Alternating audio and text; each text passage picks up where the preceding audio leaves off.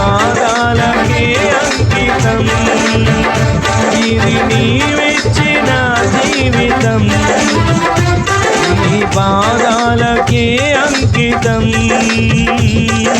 నీ కృప చేతనే నన్ను బ్రతికించితివి యేసయ్యా,